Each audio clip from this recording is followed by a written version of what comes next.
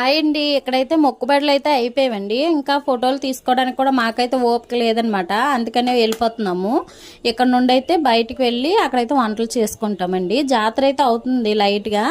ఇంకా మేమైతే ఏం చూడలేదు కూడాను. ఎందుకంటే నైట్ అంతా ఎవరికి కూడా నిద్రలు లేవండి. చాలా దూరం ఒకటి జర్నీ చేశాం కదా, అలాగని చెప్పి వేరం వంటలు చేసుకొని తినేసి వెళ్ళిపోతామని చెప్పి వంటలు అయితే చేస్తున్నామండి. చెరో చెయ్యగానే వేరం అయిపోయి అనమాట. తర్వాత అయితే ఐస్ క్రీమ్లు కొనుక్కొని తింటున్నాం అనమాట ఎండకి. అయితే ఐస్ క్రీమ్లు అయితే ఒక్కటి కూడా ఏం బాగాలేవండి, ఇంకా రసనా నీళ్ళ ఉన్నాయన్నమాట. అందుకనేసి మేము అంటున్నాం, పోగలేసిన కాయగూరలు జాతరలో ఐస్ క్రీమ్లు ఇలాగే ఉంటాయని అనగానే నవ్వుకుంటున్నాం అనమాట.